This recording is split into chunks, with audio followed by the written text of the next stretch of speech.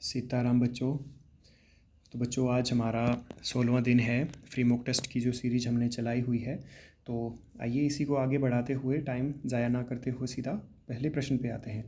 बोलता है कि निम्न में से कांकल्य वर्ण कौन सा है। तो इसमें कौन सा है बच्चों कांकल्य वर्ण? ये हो जाएगा आपका ह।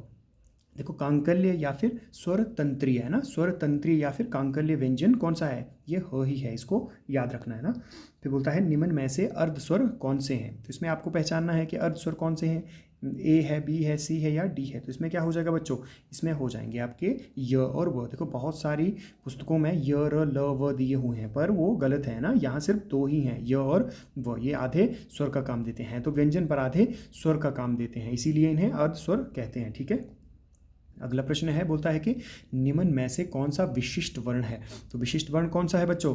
यहाँ श है, श है, स है या इनमें से कोई नहीं। तो इसमें क्या हो जाएगा? इनमें हो जाएगा इनमें से कोई नहीं। देखो जो विशिष्ट वर्ण है मैंने उसके ऊपर बहुत बार चर्चा की है ना। हमारे मॉक टेस्ट का फ़ायदा ये भी है कि मैं सारी चीज़ें ना, कोई भी टॉपिक पढ़ेंगे उसको मैं पूरा विस्तार से समझाने की कोशिश करता हूँ, है ना। और हो सके तो मैं नई आपको हर टॉपिक पे वीडियो भी लेके आऊँगा, है ना।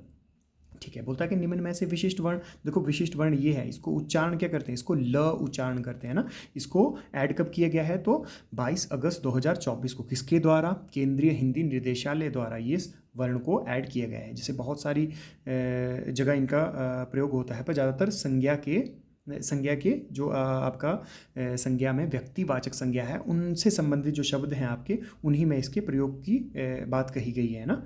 ठीक है। अगला प्रश्न करते हैं। बोलता है गणना की दृष्टि से संज्ञा के प्रकार है ना। तो गणना की दृष्टि से बच्चे संज्ञा के कितने प्रकार हैं? 3, 4, 5 है, इनमें से कोई नहीं। तो इसका क्या हो जाएगा बच्चों? इसका हो जाएगा 3। थोड़ा मोस्ट इंपॉर्टेंट है, इसको है ना अच्छे से याद रखना। देखो एग्जामिनर घुमा फिरा के क्वेश्चन पूछता है, आपको सारी चीज़ें पता होंगी पर वो घुमा फिरा के क्वेश्चन पूछेगा। तो इसके कितने होंगे? 3। कौन कौन से? व्यक्तिवाचक, गणनीय और अगणनीय, या फिर व्यक्तिवाचक, जातिवाचक या भाववाचक, है ना। इसी को ही देखो घुमा फिरा के पूछा है। देखो अगर आपको गणनावाचक पूछे तो भी 3 है, यही हैं जो अभी बताए, और व्युत्पत्ति के आधार पर पूछे तो भी 3 ही है ना। अगर अर्थ के आधार पर पूछे तो फिर संज्ञा के 5 प्रकार हैं जो अमूमन आप पढ़ते हैं ना। ठीक है, इसका ध्यान रखना। अगला प्रश्न करते हैं। बोलता है ताश शब्द में कौन सी संज्ञा है ना। तो बच्चे ताश जो आप देखते होंगे ना, ताश में कितने ये ताश जो शब्द है इसमें कौन सी संज्ञा है? इसमें व्यक्ति है, जाति है, समूह है या द्रव्यवाचक। तो इसका क्या हो जाएगा? ये समूह। देखो बच्चे ताश क्या है? ये है पत्तों का समूह, है ना। इसमें वो कितने पत्ते होते हैं? आई थिंक 50 या समथिंग कुछ होते होंगे, है ना। तो उसको क्या है? वो पत्तों का समूह है, तो उस समूह में आता है ना, सिंपल है। ठीक है। अगला प्रश्न करते हैं। बोलता है निम्न में से कौन सा शब्द समूहवाचक संज्ञा नहीं है ना। अब यहाँ क्वेश्चन ध्यान से पढ़ना है कि समूहवाचक संज्ञा नहीं है। परिवार, पुलिस, सेना या अंगूर। तो इसमें क्या है? परिवार। देखो परिवार तो है भाई, है ना। परिवार क्या है? सदस्य, है ना, सदस्यों का समूह। ठीक है। पुलिस क्या है? पुलिस भी इसमें। और मोस्ट इंपॉर्टेंट देखो ये चीज़ें पूछी जाती हैं ना, ये चीज़ें पूछी जाती हैं ज़्यादातर, ये दो है ना, पुलिस और सेना। ये किस में आती हैं आपकी? ये भी आपकी किस में आती हैं? समूहवाचक में आती है। पर यहाँ नहीं पूछा है तो ये क्या हो जाएगा आपका? इसमें हो जाएगा बच्चे अंगूर। अब देखो बहुत सारे बच्चे कमेंट करेंगे, है ना, कि अंगूर तो सर आता है। देखो अंगूर नहीं, अंगूर का गुच्छा आता है। अगर गुच्छा दिया हो तो वो इसमें आएगा समूह में, है ना। अंगूर आप दुकान में भी जाते होंगे ना, तो उसकी तो जातियां हैं ना बच्चे। आप जाते होंगे तो सब्जी मंडी में देखते होंगे, किसी दुकानदार से पूछ ही लेना कि अंगूर देना, वो पूछेगा कौन से, है ना, काले वाले अंगूर या जो अमूमन होते हैं वो वाले, है ना। तो क्या जहाँ भी किसी चीज़ के प्रकार बन रहे हैं या किसी चीज़ में विभिन्नता आ रही है तो किस में हो जाएंगे? वो जाति में हो जाएंगे। तो देखो सिंपल सी बात है, इसको या तो आपका द्रव्य में आ सकता है क्योंकि माप तोल वाली चीज़ें उसमें आती हैं, और ज़्यादातर ये जातिवाचक। ऑप्शन के आधार पर देख लेना कि ऑप्शन क्या है वहाँ, है ना। ठीक है, आई होप आप समझ गए होंगे। अगला प्रश्न है बच्चे, बोलता है यह मेरा पेन नहीं है, वाक्य में कौन सा सर्वनाम है? आपको ध्यान से पढ़ना है ना। यह मेरा पेन नहीं है, तो वाक्य में कौन सा सर्वनाम है?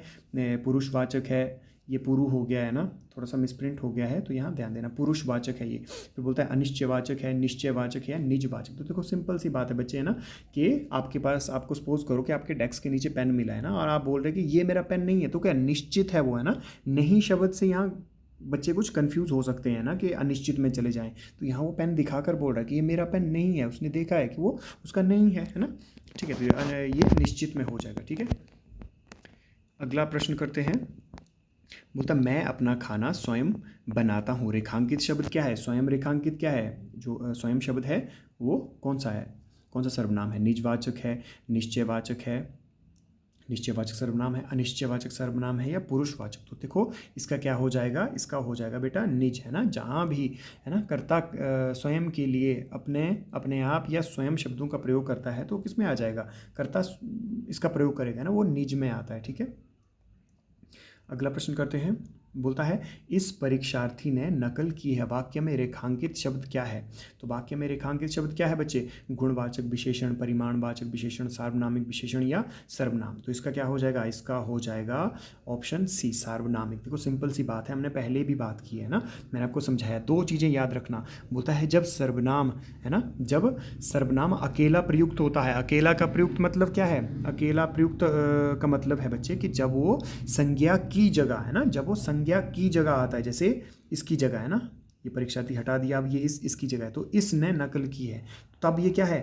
अगर तब पूछे तो तब ये सर्वनाम है। पर यहाँ क्या बोल रहा है कि जब ये संज्ञा से पहले जुड़कर, है ना, संज्ञा से पहले जुड़कर संज्ञा के लिए विशेषण का काम करता है, संज्ञा के दायरे को सीमित करने का काम करता है, तब फिर ये क्या कहलाता है?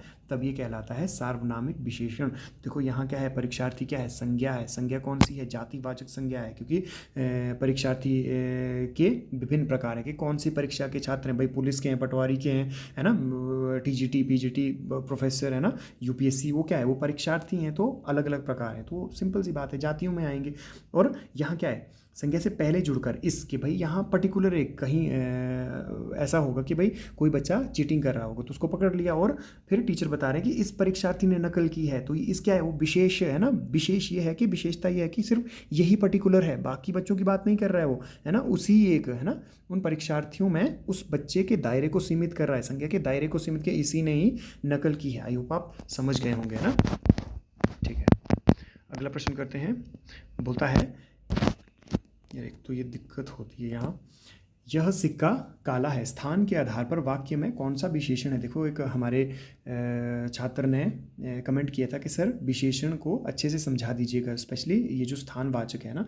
तो दीपक ने ये कमेंट किया था, तो आप इसको भी हम अच्छे से समझेंगे। पहले आप उत्तर दीजिए फिर उसको समझते हैं अच्छे से, है ना। बताइए यह सिक्का काला है, स्थान के आधार पर वाक्य में कौन सा विशेषण है? तो इसका क्या हो जाएगा बच्चों? इसका हो जाएगा आपका विधेय विशेषण। क्यों हो जाएगा? देखो स्थान के आधार पर यदि आपको पूछे कि विशेषण के कितने प्रकार हैं, तो बच्चे दो प्रकार हैं। कौन सा? एक उद्देश्य विशेषण और एक विधेय विशेषण, जो ए बी दोनों में है ना। एक उद्देश्य विशेषण और एक विधेय विशेषण। यदि हम उद्देश्य विशेषण की बात करें बच्चों, है ना, पहले हम इसकी बात करते हैं। तो बोलता है कि वाक्य में सबसे पहले होगा, वाक्य है ना, कोई वाक्य दिया होगा, उसमें क्या होगा? दो चीज़ें आपने पहचाननी है ना, दो ही चीज़ें होती हैं। एक होता है विशेषण, है ना, एक होता है विशेषण और दूसरा होता है विशेष्य, है ना। अब देखो विशेषण क्या होता है? जो शब्द संज्ञा और सर्वनाम की विशेषता बताते हैं वो क्या है? सिंपल सी बात है कि विशेषण है। और विशेष्य क्या है? जिनकी विशेषता बताई जाती, माने संज्ञा और सर्वनाम, है ना। संज्ञा और सर्वनाम क्या है? विशेष्य है। अब बोलता है कि उद्देश्य विशेषण क्या होगा? बोलता है जब वाक्य में पहले क्या हो? आपका विशेषण हो, उसके तुरंत बाद, उसके बीच में कोई भी कोमा या है या कि कुछ भी शब्द नहीं होना चाहिए बच्चे। विशेषण उसके तुरंत बाद ही क्या हो? विशेष्य हो। तो किस में चला जाएगा? तो उद्देश्य विशेषण में चला जाएगा। ठीक है। और वाक्य में बोलता है कि पहले विशेष्य दिया गया हो, है ना, विशेष्य दिया गया हो माने संज्ञा और सर्वनाम दिया गया हो, और उसके तुरंत बाद हो आपका दूसरे नंबर पे विशेषण, तो वो किस में चला जाएगा? वो विधेय में चला जाएगा। वही चीज़ आपको अब यहाँ समझनी है ना। देखो, और कमेंट भी कर देना कि ये अच्छे से समझ पाए हैं आप या नहीं, है ना। अब बोलता है विधेय विशेषण, है ना। पहले मैंने क्या बताया? इसमें पहले क्या होगा बच्चे? इसमें पहले विशेष्य आएगा, है ना। विशेष्य माने संज्ञा या सर्वनाम, है ना। तो यहाँ क्या है? ये सिक्का, है ना। यहाँ सिक्का क्या है? संज्ञा है ना। सिक्का क्या है? संज्ञा है ना, विशेष्य है। ठीक है। और विशेषण क्या है? विशेषण। ठीक है, मतलब जो शब्द संज्ञा की या फिर विशेष्य की विशेषता बता रहे। तो यहाँ काला है, काला क्या है? विशेषण है। क्या है? विशेषण है। तो देखो पहले मैंने क्या बोला कि विधेय विशेषण में पहले क्या आएगा? आपका विशेष्य आएगा, उसके तुरंत बाद ही क्या होगा? विशेषण होगा। यदि पहले विशेषण है तुरंत बाद ही आपका विशेष्य है तो वो उद्देश्य में है। ठीक है। और यदि आपका पहले क्या है? विशेष्य है, फिर उसके तुरंत बाद ही क्या है? विशेषण है, तो फिर किस में चला जाएगा? विधेय विशेषण विशेषण में। आई होप आप समझ गए होंगे। इसको नहीं समझे तो दोबारा वीडियो चला लेना है ना, और इसको अच्छे से इसके नोट्स बना लेना, यहाँ से प्रश्न पूछ सकता है। समझ गए? ठीक है, अगला प्रश्न करते हैं। बोलता है निम्न में से कौन सा संख्यावाचक में नहीं आता है ना। इसमें पूछ रहा है कि कौन सा आपके संख्यावाचक में नहीं आता है ना। ठीक है, कौन सा नहीं आता संख्यावाचक में ना। जैसे 4 प्रकार हैं विशेषण के, गुणवाचक है, संख्यावाचक है, परिमाणवाचक और सार्वनामिक विशेषण है। तो यहाँ किसकी बात कर रहा है? ये संख्यावाचक विशेषण की बात कर रहा है ना। और पहले आप आंसर दे दो, फिर समझाता हूँ ना। क्रम आएगा, आवृत्ति आएगा, समुदाय आएगा या संबंधवाचक आएगा। तो इसमें क्या होगा बच्चे? इसमें होगा संबंधवाचक। देखो एक ये बहुत इंपॉर्टेंट है, HPPSC ने यहाँ से पूछा था है ना। तो देखो डीपली क्वेश्चन आएंगे, ये तो बात कन्फर्म है ना। और अच्छे से कॉन्सेप्ट समझने की कोशिश करनी है, रट्टे मारेंगे तो फिर गलत करेंगे है ना। इसमें संख्यावाचक के बेटा 2 प्रकार हैं ना, निश्चित संख्यावाचक और अनिश्चित संख्यावाचक। देखो जो निश्चित है ना उसके 5 प्रकार हैं, ये याद रखना। एक गणनावाचक है, दूसरा प्रत्येकवाचक है, तीसरा क्रमवाचक है, चौथा आवृत्तिवाचक है और 5वां समुदायवाचक है ना। अब यहाँ क्या है? समुदाय मतलब समूहवाचक है ना। क्रम भी है, आवृत्ति भी है, समूह भी है, और ये क्या है? संबंध इसमें नहीं है। तो इसका क्या हो जाएगा आंसर डी हो जाएगा है ना। ठीक है, अगला प्रश्न करते हैं। बोलता है निम्न में से सकर्मक क्रिया का उदाहरण नहीं है। देखो सकर्मक क्या होता है बच्चे? सकर्मक होता है जहाँ कर्म मौजूद हो। स मतलब साथ में है ना, साथ में क्या हो? कर्म हो। अकर्मक क्या होता है? अ मतलब निषेध है ना, जहाँ कर्म का निषेध हो या एब्सेंट हो, कर्म मौजूद नहीं हो। तो यहाँ क्या पूछा है कि सकर्मक क्रिया का उदाहरण नहीं है। 3 होंगे और एक नहीं होगा, माने एक अकर्मक क्रिया होगा। पढ़ना, लिखना, तड़पाना या उड़ना। तो इसका क्या हो जाएगा बच्चे? इसका हो जाएगा उड़ना। अब आप कुछ बच्चों के क्वेश्चन होंगे कि सर ये कैसे आए? देखो सिंपल सी बात है बेटा, पढ़ने की बात करें तो पढ़ने के लिए आपको किसी न किसी कर्म की ज़रूरत पड़ेगी। आप किताब पढ़ रहे होंगे तो किताब आपके लिए क्या है? कर्म है। प्रभावित क्या हो रहा है? क्योंकि पेजेस है ना, पेजेस आप उसको पढ़ के ख़त्म करते होंगे तो वो प्रभाव ही तो है ना, कि वो बुक ख़त्म हो रही है ना, प्रभावित हो रही है। फिर लिखते होंगे तो जब पेज पे लिखते होंगे है ना, देखो सिंपल है कि लिखना है तो किसी न किसी कर्म की ज़रूरत होगी है ना। पेन से अगर पेन दिया है तो पेन आपके लिए कर्म है। पेन से कॉपी पे लिख रहे हैं तो कॉपी आपके लिए कॉपी भी आपके लिए कर्म है ना। तो लिखने के लिए भी वही कर्म की ज़रूरत पड़ेगी। फिर बोलता है तड़पाना। अब तड़पना होता तब तो अकर्मक होता, पर यहाँ क्या है? तड़पाना। अब किसी को तड़पाना है तो भाई सिंपल सी बात है, कर्म उपस्थित होना चाहिए ना। और यहाँ क्या है? उड़ना है ना। उड़ाना होता तो कर्म की ज़रूरत होती, पर यहाँ क्या है? उड़ना। तो स्वयं कर्ता के ऊपर ही प्रभाव पड़ रहा है। आई थिंक आप आई होप आप समझ गए होंगे ना। ठीक है, बोलता है निम्न में से कौन सा नाम धातु क्रिया का उदाहरण है ना। तो नाम धातु, पहले आप प्रश्न का उत्तर दे दो, फिर मैं आपको बताता हूँ कि नाम धातु कौन सी होती हैं। इसमें शर्माना, सिलना, रोना या उछलना। तो इसका क्या हो जाएगा बच्चे? इसका हो जाएगा शर्माना। देखो क्रिया का ही एक भेद है ना। ठीक है, अब नाम धातु जैसे लग रहा है कि नाम धातु मतलब या ये 2 तरीके से बनती है। एक संज्ञा से मिलकर बनी होती हैं और दूसरा क्या है? विशेषण से है ना, विशेषण से मिलकर बनी हुई धातु मतलब इससे क्रिया है ना।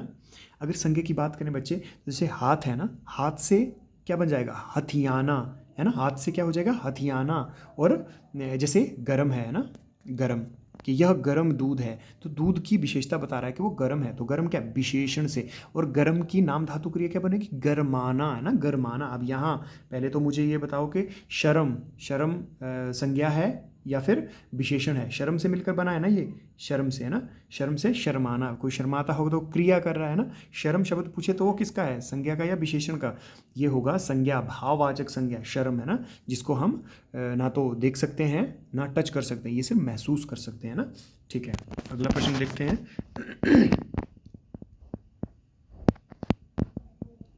बोलते हैं मोहन टीवी देख रहा है तथा श्वेता नाच रही है। वाक्य में रेखांकित शब्द क्या है?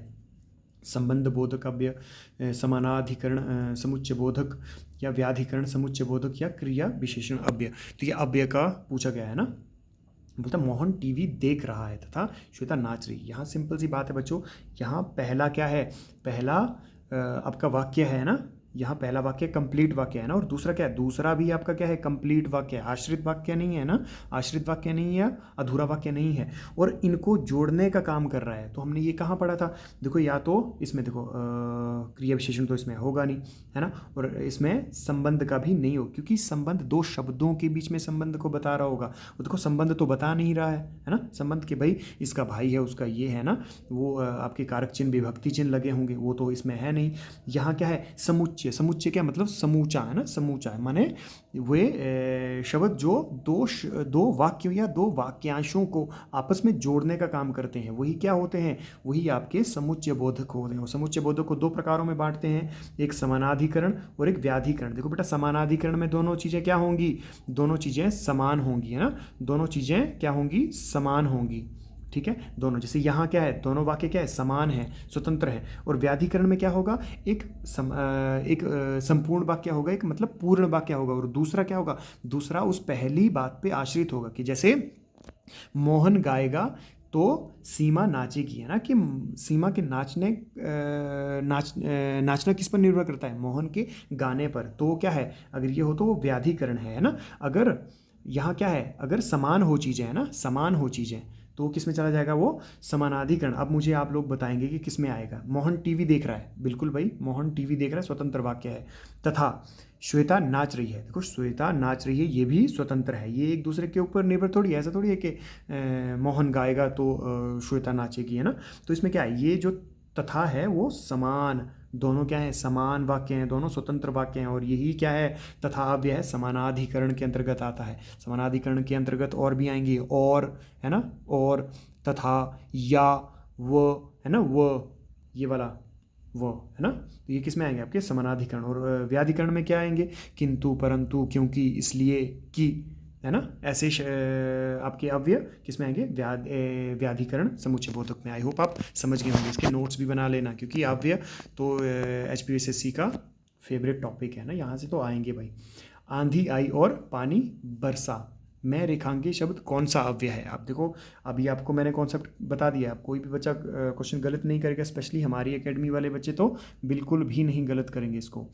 आंधी आई और पानी बरसा में रेखांकित शब्द कौन सा है, क्रिया विशेषण है, संबंध बोधक है, समुच्चय बोधक है, या विस्मयादि बोधक है। देखो सिंपल है कि इसमें आपको विस्मयादि बोधक तो है नहीं, है ना, ये तो है नहीं, ठीक है, फिर समुच्चय बोधक, संबंध और क्रिया विशेषण भी क्या है, नहीं है ना, तो बचे दो। तो इसमें क्या है, आंधी आई और पानी बरसा, क्या इन दोनों में संबंध बताने की कोशिश की जा रही है, या फिर दोनों को समान, ये दोनों समान है, स्वतंत्र है, तो किस में चला जाएगा, ये चला जाएगा आपका ऑप्शन सी। क्योंकि और शब्द क्या है, दोनों को, देखो आंधी आई संपूर्ण है, पानी बरसा, ठीक है, ऐसा थोड़ी है कि आंधी आई इसलिए पानी बरसा, या आंधी आई तो पानी बरसा, तो फिर किसमें, संबंध में चला जाता है। इसमें समुच्चय बोधक है, समुच्चय बोधक का भी कौन सा प्रकार, समानाधिकरण, मैंने अभी जो बताया आपको, और, है ना, दोनों क्या है, समान है ना, दोनों समान मतलब समानाधिकरण, ठीक है। अगला प्रश्न करते हैं, बोलता है निम्न में से कौन सा शब्द किरण का पर्यायवाची नहीं है, मरीचि, मयूख, कर, या फिर बेशर। तो इसका क्या हो जाएगा बच्चों, इसका हो जाएगा आपका बेशर, है ना, बेशर आपका किरण का पर्यायवाची नहीं है। बाकी मरीचि, मयूख, और देखो एक मयूर होता है ना, मयूर, तो ये क्या है, ये मोर का है, इसमें आपको दिया होता है ना ऑप्शन में, तो मयूख मत करना, मयूख किरण का है ना, तो इसका ऑप्शन हो जाएगा बेशर, है ना। अगला प्रश्न करते हैं, बोलता है निम्न में से कौन सा शब्द सिंह का पर्यायवाची नहीं है। तो इसका क्या हो जाएगा, पंचमुख, केशरी, केहरी, या मरीचि। तो इसका क्या हो जाएगा, मरीचि। मरीचि किसका है, ये है सूर्य का, है ना, और मरीचि, है ना, मरीचि ये किरण का है, किरण का, इसका याद रखना है ना, ये कॉन्सेप्ट याद रखना, ठीक है। अगला प्रश्न करते हैं, बोलता है निम्न में से कौन सा जलज का अनेकार्थी नहीं है ना। तो इसका अनेकार्थी नहीं है, सेवार, चंद्रमा, शंख और पन्ना। तो इसका अनेकार्थी नहीं है जलज का, वो है पन्ना, है ना, पन्ना माने पृष्ठ, ये पृष्ठ का है ना, जिसपे आप लिखते हैं, वो उसका है ना, ठीक है। अगला प्रश्न करते हैं, बताए स्तुति का विलोम शब्द होगा, स्तुति, है ना, बुराई, जागरण, विमुख, या उपरोक्त में से कोई नहीं। तो उसका क्या हो जाएगा बेटा, स्तुति। स्तुति क्या होता है, स्तुति का क्या हो जाएगा, निंदा, है ना, ठीक है। ठीक है, अगला प्रश्न करते हैं। स्तुति होता है बढ़ाई। छाती पर मूंग दलना मुहावरे का अर्थ है, तो क्या होगा बच्चों? ईर्ष्या करना, बहुत कष्ट देना, साथ ना रखना या गहरी बात करना, है ना। तो इसका क्या हो जाएगा? इसका हो जाएगा बहुत कष्ट देना, माने साथ रहकर कष्ट देना। जैसे कई बार होता है कि बच्चों को बोला होता है कि आज का आपका टेस्ट है तो आप ये पढ़ के आएंगे, और कुछ बच्चे नहीं पढ़ कर आते हैं ना, तो क्या है, वो अध्यापक की छाती पर मूंग दल रहे हैं, मतलब उनको दुख दे रहे हैं, कष्ट दे रहे हैं कि हम आपकी बात नहीं मानेंगे ना। पर आप लोग बच्चे, आप लोग बात मानना है ना, वर्दी चाहिए है तब तक बात मानते रहिए, बाकी उसके बाद वर्दी मिल जाए तो फिर चाहे बात ना मानो, है ना। बाकी अपना ध्यान रखो और अच्छे से पढ़ते रहो। सीताराम।